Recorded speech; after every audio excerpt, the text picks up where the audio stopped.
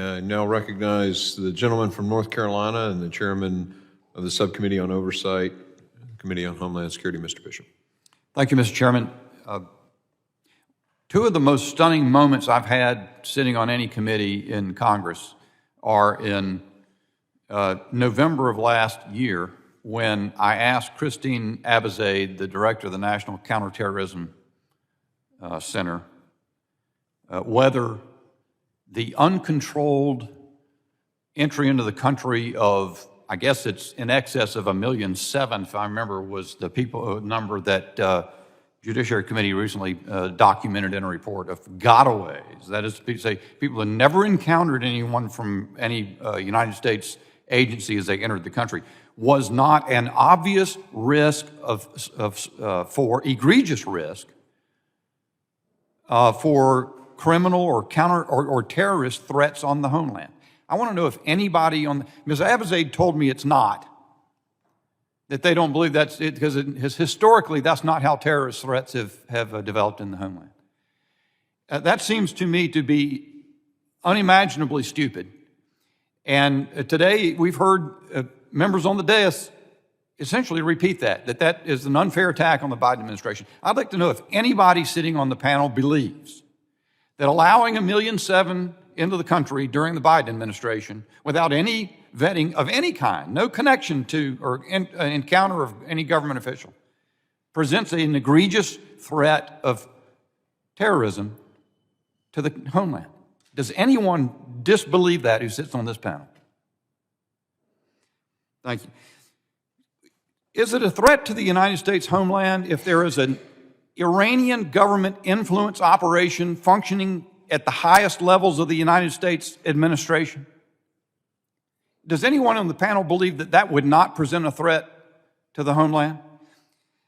Is anyone on the panel familiar with this reporting in Semaphore that there was this Iran experts initiative operated by the Iranian government that had contact not with only Robert Malley, the Biden administration special envoy, who's now, I understand, suspended, but I can't figure out this one. There's a woman named, I think, Ariane Tabatabai, if that's how you pronounce it.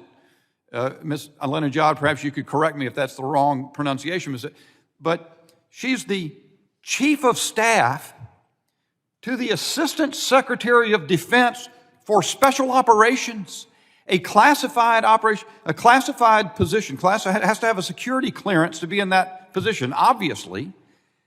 And there's documentation of her 2014 email correspondence with Zafari, is that the name? Zorani, I believe it is, who's adjacent to the Iranian Foreign Ministry. This is in the Biden administration. As far as I know, she's still there, and I don't even hear any major mainstream reporting on that. Is there anyone on this panel that can enlighten the American people in this hearing about the details of that situation? Ms. Alenajad. It was shocking for you, but not for us Iranians. I was the one actually launched a petition against Rob Maddy right after the brutal murder of Mahsa Amini, because he was the one actually came out and saying that Iranian people want respect from its government. But that was not the fact. Iranian people sacrificed their life. More than 700 people got killed. More than 22,000 people got arrested. They had only one demand. They wanted to end this regime. They don't want respect from this government. After 40 years, we, the people of Iran, know that this regime is not reformable. Whether you like it or not, we want to have a regime change.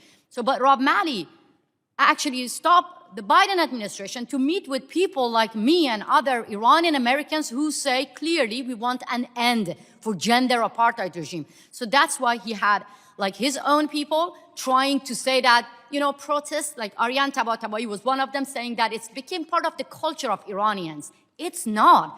So that is why we've been warning the US government and we've been ignored. But that's information launched by Iran International and Semaphore is correct. Oh, thank you. They were the same people trying to say that Qasem Soleimani was a national hero. Here we are. Thank you. And in the last 25 seconds I want to make one last comment. I'm sorry Mr. Magaziner has left, Mr. Chairman. But in the beginning of this, when he was talking about the vicious, horrific anti-Semitism that we've seen in this country, he repeated a a smear of the former president. Whatever you think about the former president, I'd urge you to go to USA Today about that continued claim that he said that anti-Semites, that neo-Nazis were fine people on both sides. It is a lie. It is a gutter lie. And you cannot maintain bipartisan support for rejecting anti-Semitism in this country when you equate saying that, when he went on to say, I'm not talking about the neo-Nazis. They should be condemned entirely.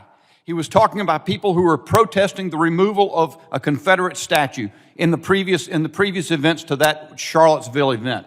And for that to be repeated over and over again by members on this dais, when even liberal organizations recognize that that is a smear, that's got to stop in order for this bipartisan rejection of anti-Semitism to succeed. I yield.